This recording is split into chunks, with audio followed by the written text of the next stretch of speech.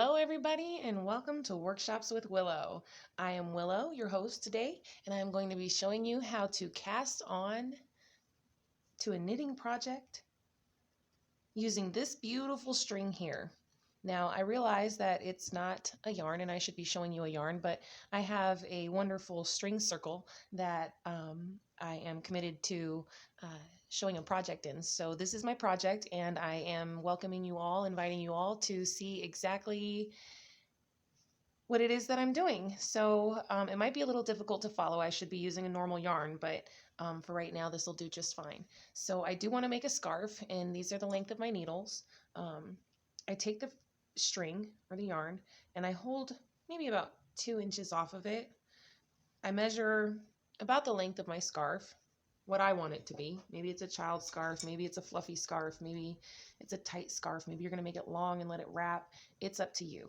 But once I do this, I loop it around like a snake tail 3 times.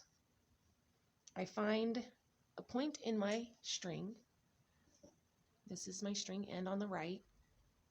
This is my string ball on the left. And at this point, I'm going to make a knot. So I twist my fabric around. Fabric, yarn, string, I don't know what I'm going to call it for the sake of this video, but my brain knows that it's not the yarn. It's not technically a yarn, so it won't commit to saying it. But anyways, we tie our loop and we insert our needle into that loop with our loose end to our right. We can go ahead and hold that in between our fingers, hold that underneath our hand, whatever it is that you would like to do is fine.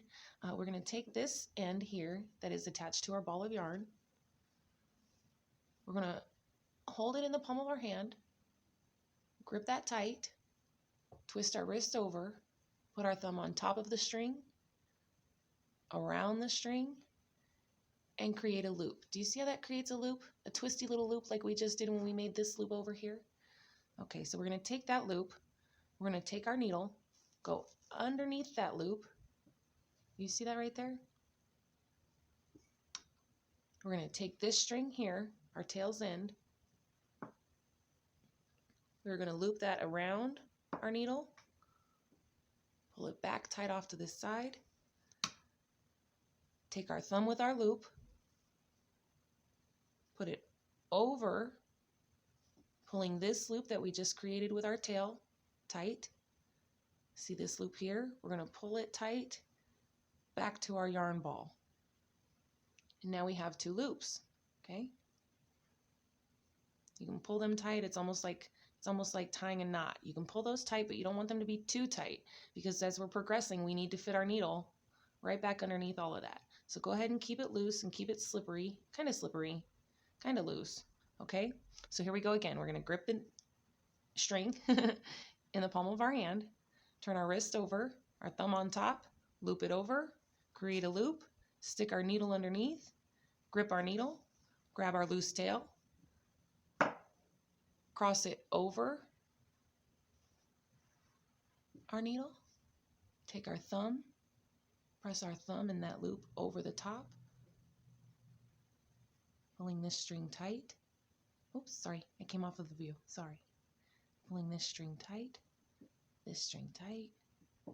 and there we go. Now we have 3 loops. I can count. Grip the string, twist the wrist, over the string, create the loop, needle underneath the string, grip the needle, loop around the needle, pull your loop off of the end. There you go. Now you have 4 loops. Okay.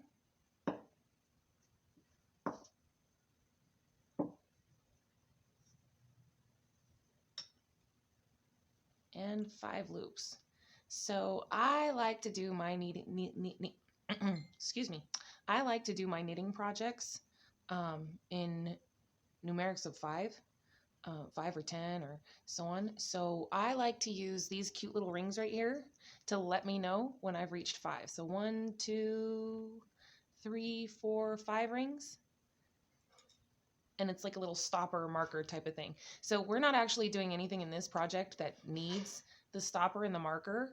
And then you just progress along. You don't use that or allow that to interfere with your knitting project. You just allow it to be there.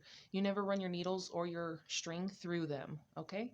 So you just allow them to be there as a little marker or a little guide. Excuse me, that way as you progress in your project, you know how many more numbers you have to go before you get to the end. So I'm going to go ahead and do this until I've gotten 15 loops. I want for my scarf 15 loops. So like I said, you can pull these two ends tight, almost just like a knot. We don't want them too tight. We want them to be able to slip and spread apart and create a little bit of gapping. Just a little bit of gapping. See, in this right here, explaining this right here about the gapping is exactly why I should have used an actual yarn and not this beautiful, fluffy, we don't know what it's going to do yet string. Mostly because with the yarn, you're more capable of seeing like the separation, and here it's just this fluffy little, but I love what it's doing. Don't you love what it's doing? It seems like as these strings pull tight, it creates a little bubble, and that's pretty. So, okay, we know we have 5 loops on this side of our marker. We need 1, 2, 3, 4, one more loop on, right? I had to double check that, right? I just had to double check that. So we grip with our hand, go over, twist, because I notoriously start my projects off going backwards, and I'm like, wait a minute. Oh man. So bear with me here. So there's another 5. There's your 5. We're going to put another marker there. And now you know we have 5, 10, and 15 to go, right? We're going to keep doing this till we get to the end. Oh.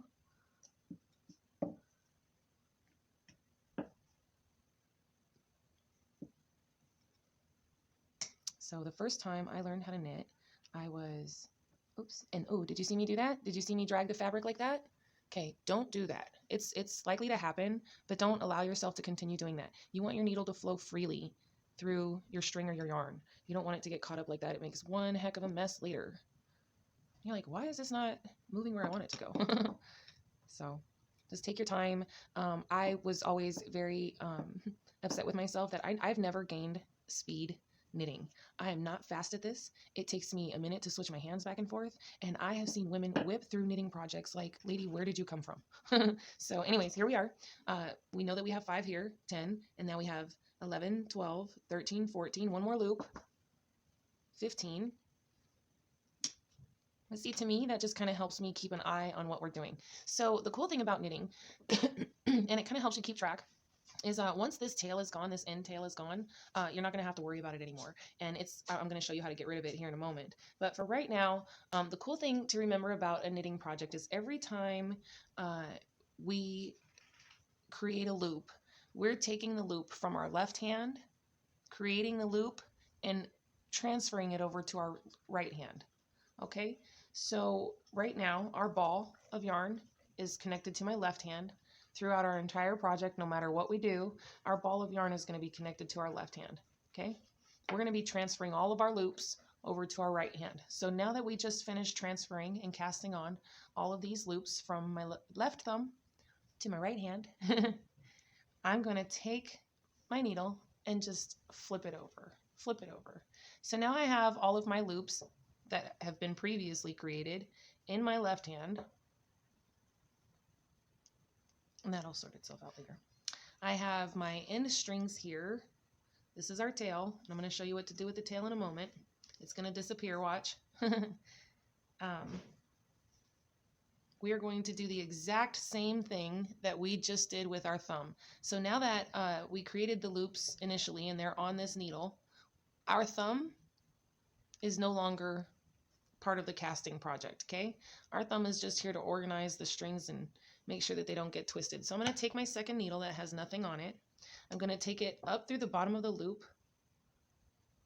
Oops, excuse me. They're not being very friendly with me.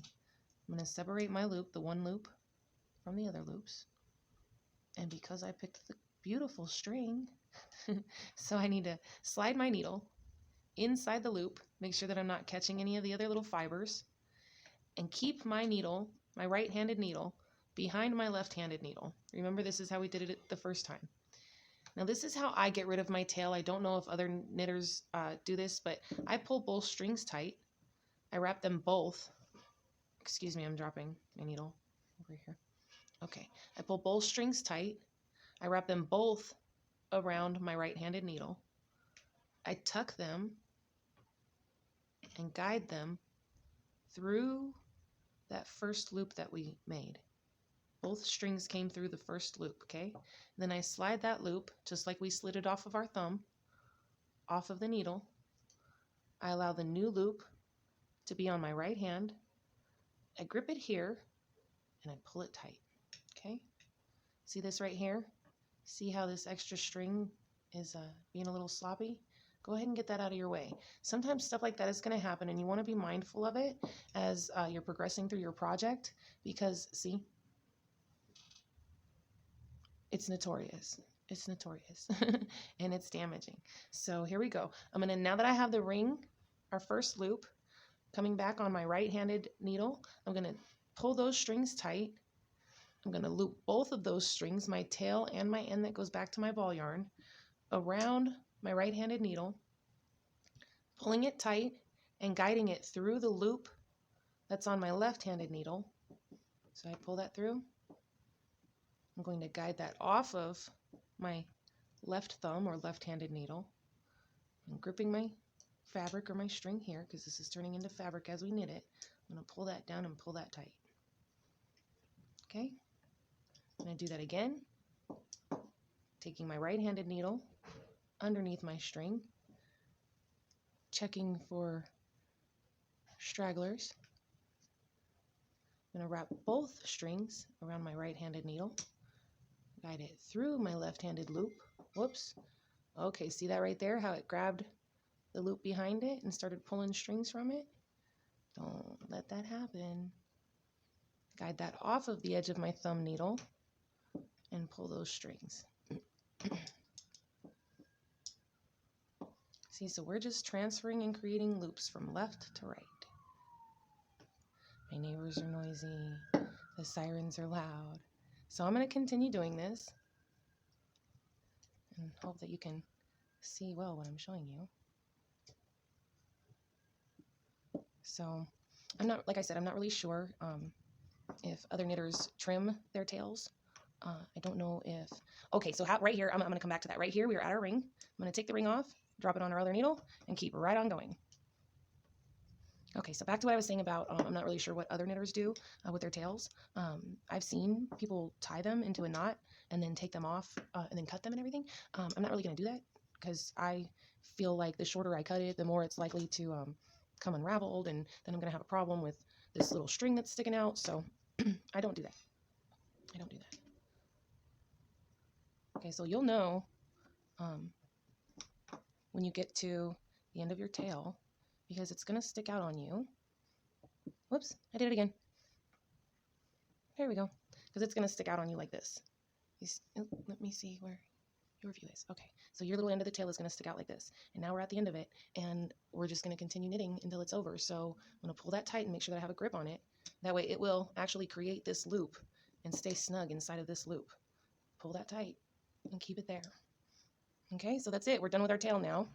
Our tail has been knit back into our project, and all we're using now is the end string that is connected to our ball. And we're going to continue progressing through our project. Oops, excuse me. One string now. Continue progressing through our project till we get to the end.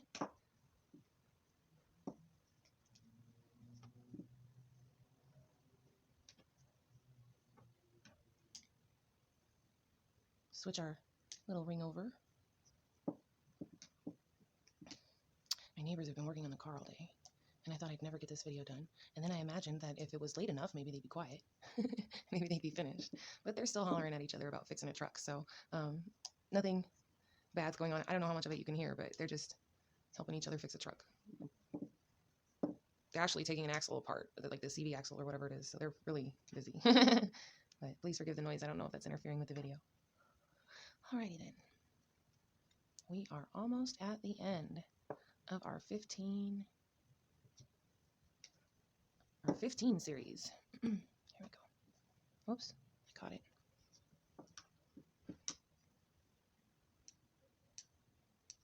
Get my little edges out of my way. They're showing off how pretty they are. Excuse me, I need to see what I'm doing. Okay, here we go. Excuse me. It's a little difficult because I have to hold the project where you can see it, not necessarily where I can see it. And we take that last loop through the end, and we pull this down tight, and allow those loops to fluff out. Well, that's it. This is how you cast on a knitting project. And you can see my loops are a little tight and a little snug on my needle. Like I said, loose enough to move them, tight enough to hold your project together. this is where we're at. Okay, so this is how you cast on, and this is what you do with your tail. So now your tail is stuck in there, and as you come back through and you knit, you switch this over to your left hand. You put all of your fabric in your left hand. You're going to transfer your loops to your right-handed needle. Straggly strings there. Go ahead and slide those off the edge of your needle. They happen even when you're using a basic yarn, so don't be hard on yourself. Or, okay, I have a little string in here that's being hard on me. Here we go. Because now that, remember how I made a big loop? I can just pull it tight again. No biggie. No biggie. You don't want to create huge loops where there's not a necessity for a huge loop in the middle of the project. And you don't want to slide one of your loops off of your needle and forget to knit with it, because it just unravels your entire project later. It's kind of funny. Like, wait a minute. Oh, get that little straggler off.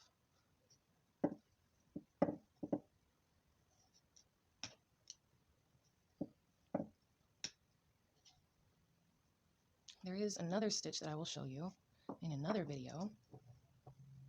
Oh, sorry, I'm just straightening out my rings, my loops, because they twist inside of my hand. I will show you another stitch in another video that is really good for knitting letters and numbers and signs and symbols and patterns and stuff like that into your knitting project, and that'll be a lot of fun. Maybe if I got it. Oh, here we are. Here we are. Okay, so we're at our double rings, and we need to go through those.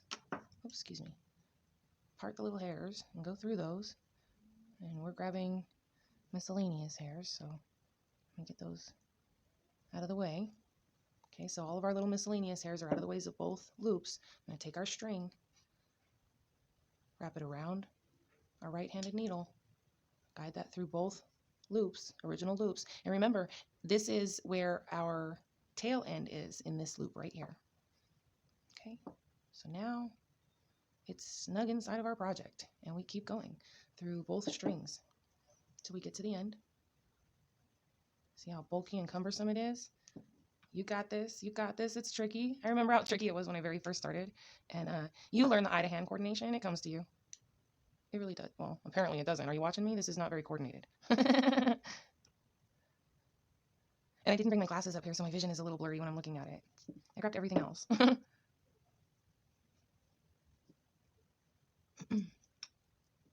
Okay, and I'm not much of a knitting guru. I did say that I knit 2 baby blankets for my children. It took me the entire length of my pregnancy to knit them, so this is a very patient craft. Probably a video I might have dropped at the beginning of quarantine. Oops, I think I got another straggler string. You'll feel them. They feel really tight. Your loops are going to move with you and be flexible and give you room to create your project. When you grab a straggler string, you're going to know it, because all of a sudden your needles are like, it's too tight for it to move. So, and you see, even with 2 loops in there, total ease. Here, oops, I got a straggler string over there. Oops, I did it again. Here we go. Got it. So, I forgot what I was saying. But you'll see, honey. Just take your time and go through it. Make sure that your loops are loose enough to guide back and forth on your strings, on your needles, excuse me, and still, excuse me, and still tight enough where they don't just completely slide off. All right? Your first 2 rows might be a little tricky. Your first 2 rows might be a little too tight, a little too loose. Oh, excuse me. But here we have it. Isn't that going to be a beautiful scarf? Oh, I just can't wait. I really just can't wait to see it. Isn't that cool? I think it'll be neat.